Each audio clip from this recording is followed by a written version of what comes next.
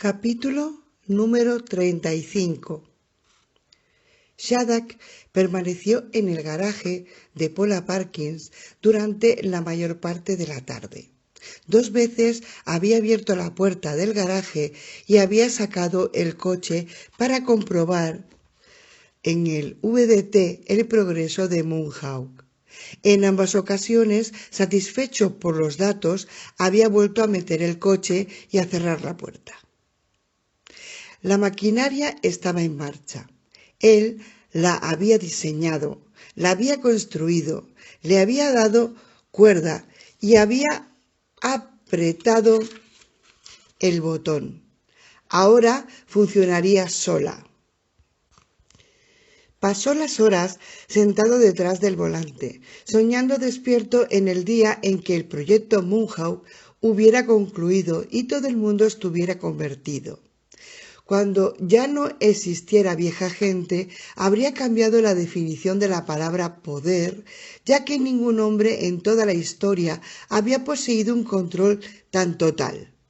Después de recrear las especies, podría programar su destino a su antojo.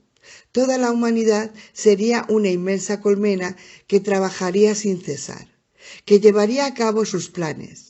Mientras soñaba, la erección iba creciendo hasta que se hizo dolorosa. Shattuck conocía a varios científicos que parecían creer de verdad que el propósito del progreso tecnológico era el perfeccionamiento de la humanidad, la elevación de las especies desde el lodo hasta las estrellas. Él veía las cosas de otra forma.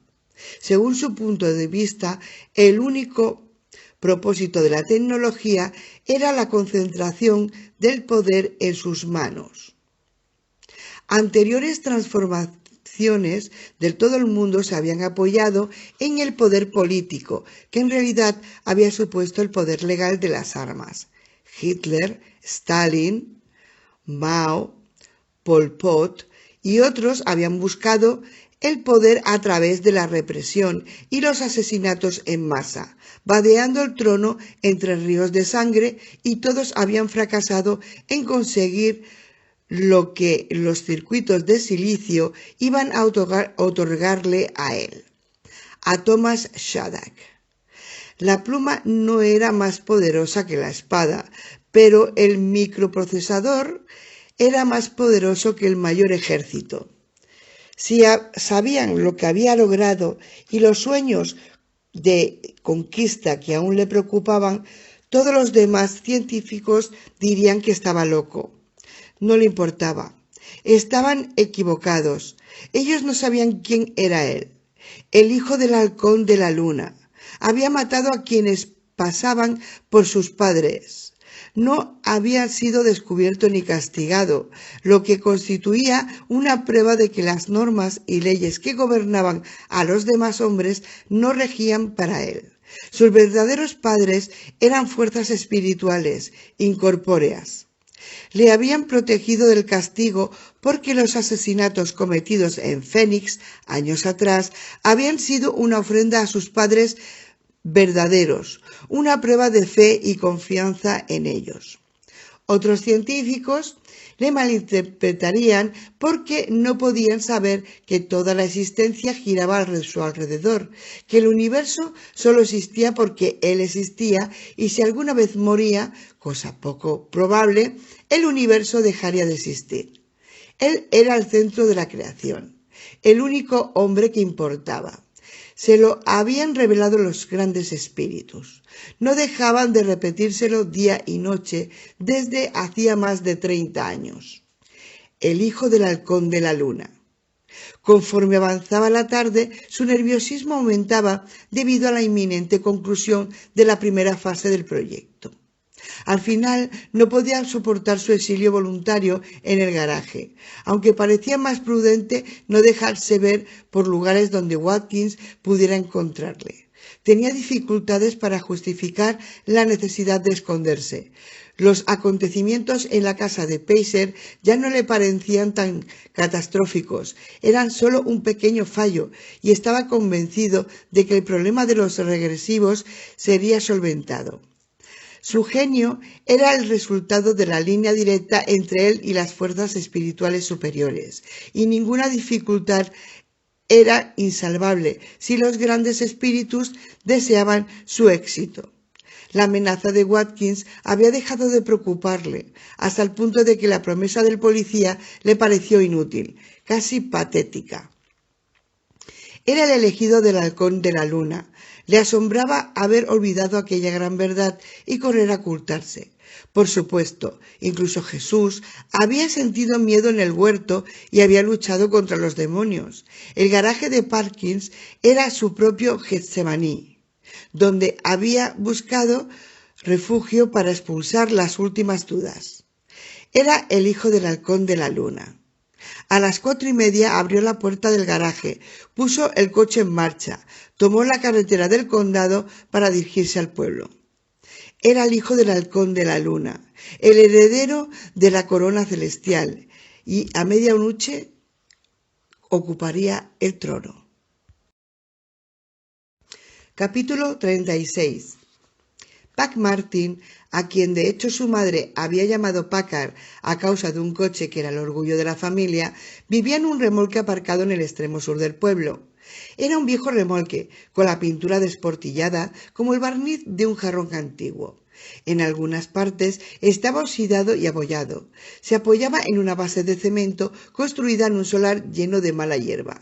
Pack sabía que muchas personas de Moonlight Cove pensaban que su vivienda era antiestética, pero le importaba un comino. Disponía de agua corriente eléctrica, un hornillo de petróleo y aseo, y de este modo cubría sus necesidades. Estaba bajo techo, calentito, y tenía un lugar donde guardar la cerveza, un verdadero palacio. Lo mejor de todo, estaba pagado desde hacía 25 años, en que lo había heredado de su madre, de manera que no tenía que preocuparse de hipotecas. Todavía le quedaba dinero y muy rara vez retiraba algo. Los intereses suponían casi $300 al mes y también disponía de la pensión de incapacitado. Ganaba debido a una caída a las 3 semanas de ingresar en el servicio militar. El único trabajo que había realizado era la lectura, comprensión y memorización de todos los detalles sobre su grave lesión de espalda antes de presentarse ante el juez instructor. Había nacido para la holgazanería. Lo sabía desde su más tierna edad. El trabajo y él no hacían buenas migas. Suponía que hubiera debido nacer en una familia opulenta, pero algo había fallado y era hijo de una camarera que había trabajado y ahorrado lo suficiente para dejarle una pequeña herencia. Pero no envidiaba a nadie. Cada mes compraba 12 o 13 cajas de cerveza en el almacén cercano a la autopista. Tenía televisor y con un bocadillo de mortadela y mostaza de vez en cuando y alguna que otra bolsa de fritos era feliz. A las 4 de la tarde de aquel martes, Pack ya se había tomado 6 cervezas. Estaba tendido sobre un desvencijado sillón, mirando un concurso en el que las chicas hacían sonar la campanilla, siempre con vestidos ceñidos y cortos. Eran mucho más interesantes que el presentador, los concursantes o las preguntas. ¿Qué elige?, decía el presentador. ¿Quiere lo que está detrás del cartón 1, el 2 o el 3? Quiero lo que hay debajo de esos lindos sostenes, gracias, contestó Pack a la pantalla mientras bebía otra cerveza. Alguien llamó a la puerta. Pack no se levantó ni contestó a la llamada.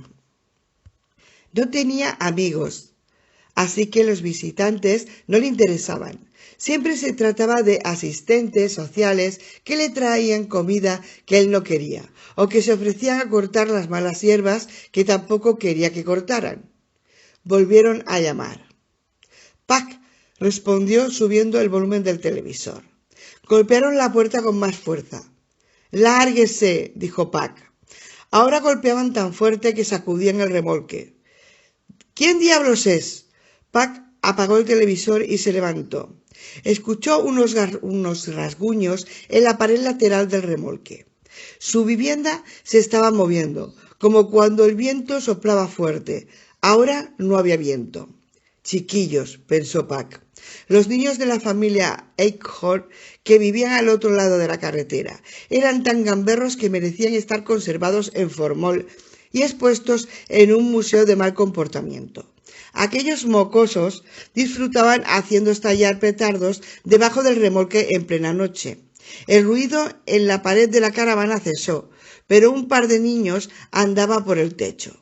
Era demasiado. El techo de metal no tenía goteras, pero había conocido días mejores y las junturas podían ceder con el peso de los chiquillos. Pac abrió la puerta y salió a la lluvia gritando y maldiciendo. Al mirar arriba no vio niños, sino algo salido de las películas de los monstruos. Del tamaño de un hombre, con mandíbulas enormes, ojos centelleantes y la boca rodeada de pequeñas tenazas. Lo extraordinario era que le parecía reconocer rasgos humanos, lo suficientes para comprender que era Daryl Eichhorn, el padre de los niños. «Necesito», decía con una voz que en parte era la de Eichhorn, en parte el zumbido de un insecto. Se abalanzó sobre él y al mismo tiempo surgió un aguijón afilado de su cuerpo repulsivo. Incluso antes de que aquel arpón se incrustara en su estómago y lo abriera en canal, Pac supo que los días de mortadela, cerveza, pensión de incapacitado y chicas de concursos televisivos habían terminado. Randy Hapgood, de 14 años, chapoteó en un charco lleno de agua hasta la cintura del tobillo e hizo una mueca de desdén, como si le dijera a la naturaleza que hubiera debido enviar un obstáculo 1000 veces mayor si pensaba intimidarle. Se negaba a ponerse impermeable y bolsas de agua, pues eran prendas pesadas y pasadas de moda. Tampoco se veían rubias despampanantes colgadas del brazo de tíos con paraguas. Randy no llevaba ninguna rubia despampanante colgada del brazo, pero seguro que ellas no habían observado lo duro que era, lo poco que le impresionaban las tormentas y otras cosas que asustaban a los demás muchachos. Estaba empapado, pero silbaba para quitarle importancia.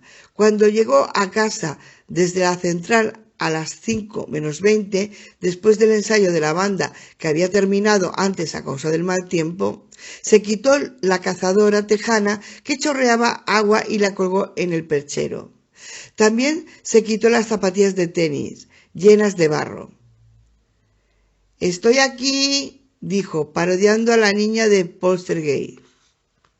Nadie respondió. Sabía que sus padres estaban en casa porque las luces estaban encendidas y la puerta abierta. Cada vez trabajaban más en casa. En la New Wave estaban investigando de un nuevo producto y ellos cumplían jornada laboral con los ordenadores del piso superior. Apenas acudían a la oficina. Sacó una Coca-Cola de la nevera, la abrió, tomó un trago y subió a secarse. Entraría a saludar a Pete y a Marsha. No les llamaba mamá y papá y a ellos les parecía bien. Eran modernos, algunas veces demasiado. Tenían un Porsche y también iban vestidos al último grito. Hablaban con él de todo, incluso de sexo, con tanta franqueza como si fueran sus amigos. Si alguna vez conocía a alguna rubia despampanante, no estaba muy seguro de querer presentársela, ya que la chica podría encontrar a su padre mucho más moderno que a él. Algunas veces le habría gustado que Pete y Marsha fueran gordos, feos, anticuados. La competencia en la escuela por mejores notas y por popularidad ya era bastante dura como para tener que rivalizar en casa con los padres. Al llegar al último peldaño exclamó: «Aquí está el nuevo héroe norteamericano, John Rambo». Tampoco contestó nadie. Cuando se encontró delante de la puerta abierta del despacho, le asaltó un escalofrío. Frunció el ceño, pero no se detuvo. Para no dañar su imagen de chico valiente, cruzó el umbral con la idea de hacer algún comentario jocoso por la falta de respuesta a sus saludos. Demasiado tarde, se quedó helado de miedo. Pete y Marsha estaban sentados a ambos lados de la mesa delante de los ordenadores. No, en realidad no estaban sentados, sino conectados a las sillas y aparatos por una serie de horribles cables que nacían en ellos o en las máquinas y desaparecían dentro del suelo. Sus rostros todavía eran reconocibles, aunque muy cambiados. Media cara era de carne y la otra mitad de metal, en una extraña fusión. Randy no podía respirar, pero retrocedió unos pasos. La puerta se cerró de golpe a sus espaldas. Se giró. De la pared habían brotado tentáculos, mitad orgánicos, mitad metálicos. Toda la habitación parecía asombrosamente viva, o quizá las paredes contenían algún mecanismo. Los tentáculos eran rápidos. Le abrazaron e inmovilizaron sus brazos, le empujaron hacia sus padres. Seguían en las sillas, pero ya no miraban el ordenador. Le contemplaban a él con unos radiantes ojos verdes que daban la impresión de flotar dentro de las órbitas. Se encendían y se apagaban. Randy gritó. Quería liberarse, pero los tentáculos le mantenían sujeto. Pete abrió la boca y del interior salieron disparadas media docena de esferas plateadas que se incrustaron en el estómago de Randy. El muchacho sintió dolor, pero solo durante un par de segundos. Luego experimentó un cosquilleo helado que le recorría todo el cuerpo y llegaba hasta la cara. Intentó volver a gritar, pero no emitió ningún sonido. Los tentáculos regresaron a las paredes, arrastrándole consigo hasta que su espalda quedó adosada al yeso. El frío estaba en el interior de su cabeza. La arañaba. Trató de gritar de nuevo y esta vez lo consiguió. Era una vibración electrónica.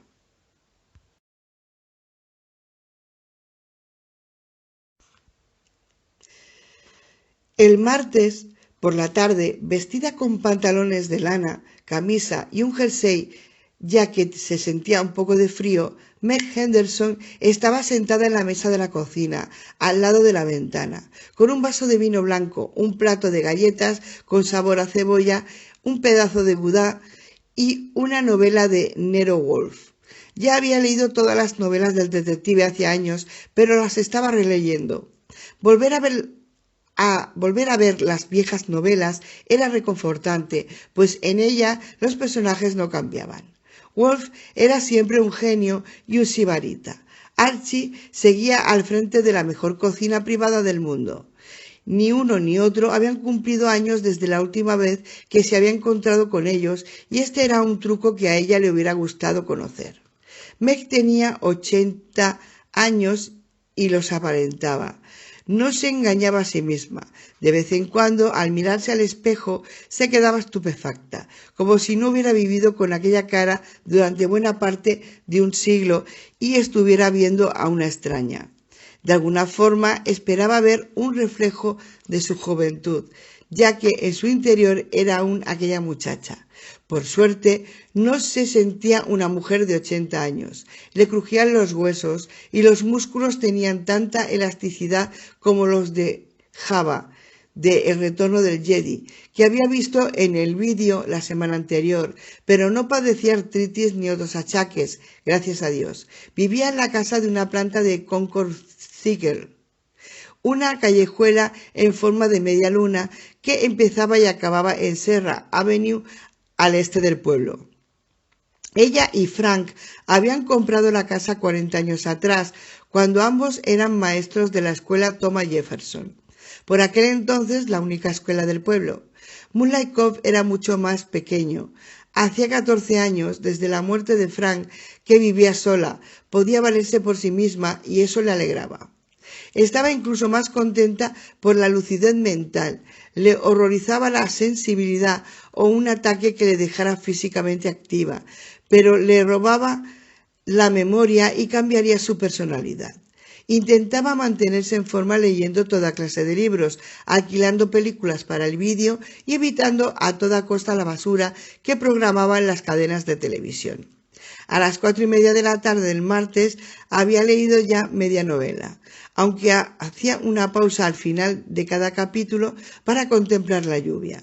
Le gustaba cualquier clima que Dios decidiera enviar.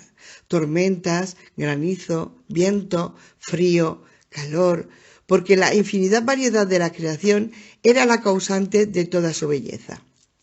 Mientras miraba la lluvia, que antes había amainado, pero que ahora volvía a caer con fuerza, vislumbró 3 siluetas oscuras y fantásticas que salían de detrás de los árboles, a pocos metros de la ventana. Se detuvieron un momento mientras la espesa niebla formaba círculos alrededor de los pies, como si fueran monstruos de un sueño que hubiera cobrado forma y se disolvieran de manera tan repentina como habían aparecido, pero corrieron hacia el porche trasero.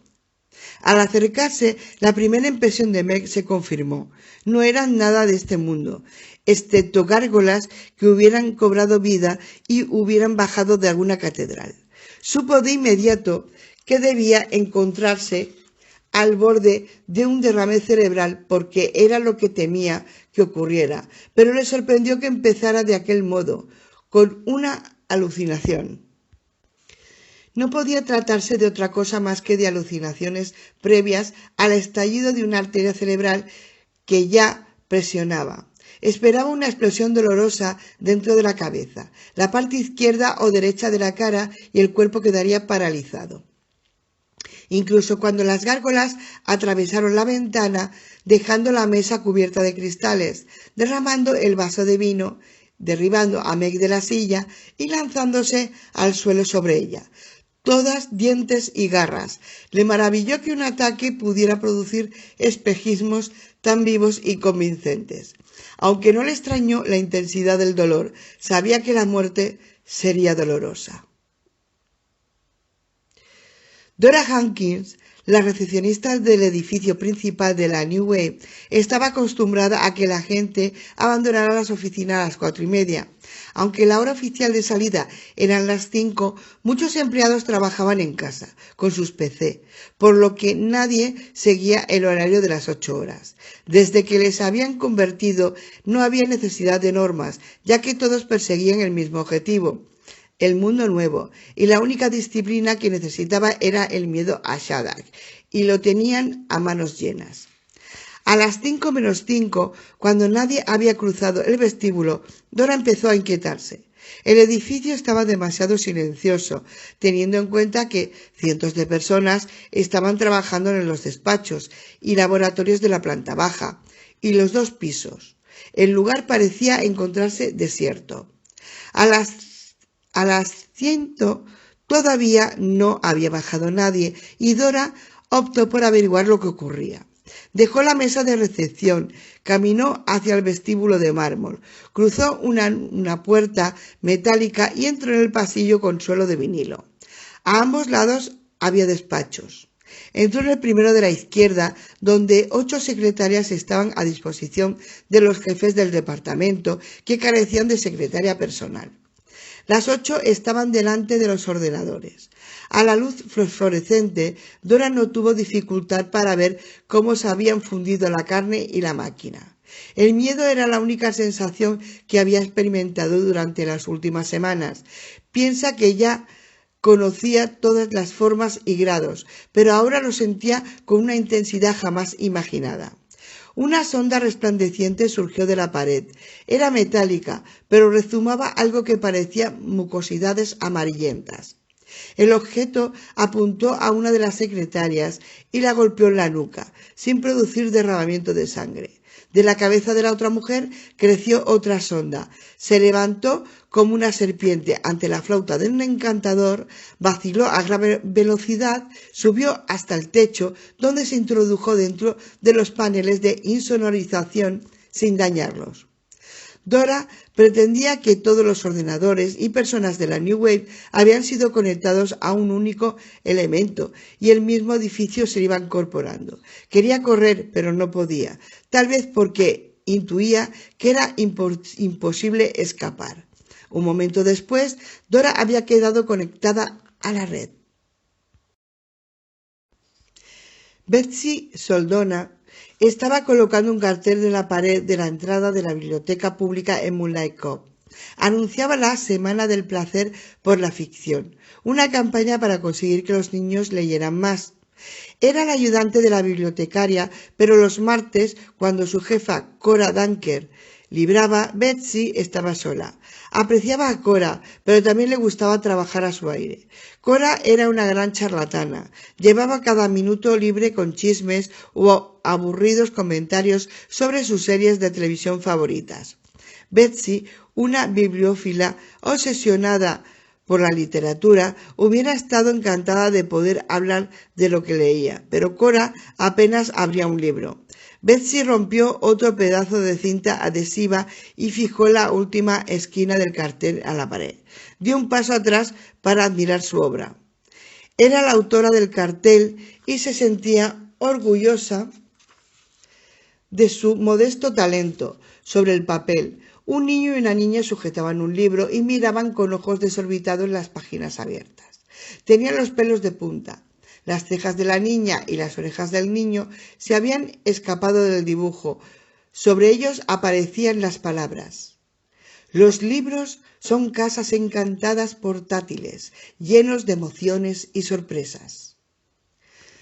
De la estantería del fondo llegaba un extraño sonido, un gruñido, una tos sofocada y algo parecido a un bufido. A continuación, el ruido inconfundible de una hilera de libros cayendo al suelo. La única persona en la biblioteca, aparte de Betsy, era Dale Foy, un jubilado que había sido cajero en el supermercado Loki hasta hacía 3 años, en el que había cumplido 65.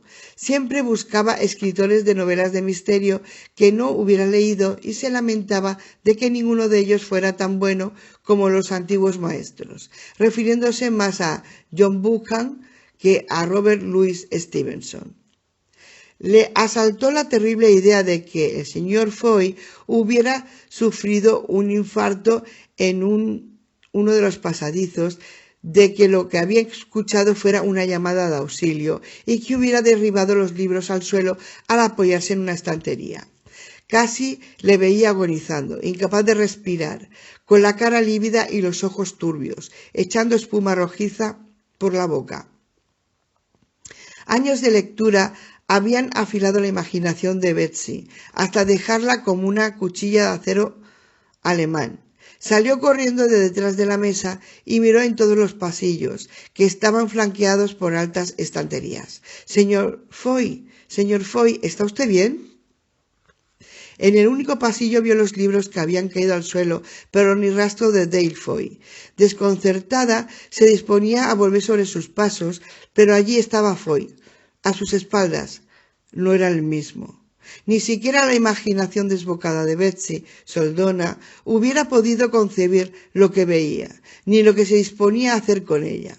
Los minutos siguientes le depararon más sorpresas que todos los libros que había leído, aunque no hubiera un final feliz. Debido a las negras nubes tormentosas que cubrían el cielo, el ocaso cayó temprano en Moonlight Cove y todo el pueblo parecía hacer horror a la semana del placer de la ficción. El día que terminaba había estado, para muchos, lleno de emociones y sorpresas, igual que una casa encantada de la más macabra feria jamás instalada. Capítulo número 37. Sam recorrió el desván con la linterna. Tenía el suelo de madera, pero carecía de luz eléctrica. No había nada, aparte de polvo, telarañas y abejas muertas que habían construido nidos en las vigas durante el verano y habían finalizado su ciclo vital. Regresó a la trampilla y bajó los peldaños que conducían al armario del dormitorio de Harry. Habían descolgado la ropa para abrir la trampilla y bajar la escalera plegable. Tessa, Chrissy, Harry y Moose le estaban esperando en la puerta del armario, entre la penumbra. «Servirá», anunció Sam. «No he subido ahí desde antes de la guerra», dijo Harry. «Está algo sucio, con algunas telarañas, pero irá de maravilla. Si no se encuentran en el último lugar de la lista, si vienen a buscarle antes, encontrará la casa vacía y no se les ocurrirá mirar en el desván. ¿Cómo podría un hombre con 2 piernas y un brazo inútiles subir ahí?» Sam no estaba muy seguro de creer lo que decía, pero por su propia tranquilidad y la de Harry quería creerlo. ¿Puedo llevarme a Mus? Llévese el revólver que ha mencionado, dijo Tessa, pero no a Mus. Por muy bien que se comporte, puede empezar a ladrar en el momento menos oportuno. ¿Estará Mus a salvo aquí abajo cuando ellos lleguen?, preguntó Chrissy. Seguro que sí, contestó Sam. No quieren perros, solo personas. Será mejor que le subamos, Harry, dijo Tessa. Son las 5:20 y muy pronto tendremos que marcharnos. El dormitorio se iba llenando de sombras casi con la misma rapidez con que se llena un vaso de vino tinto.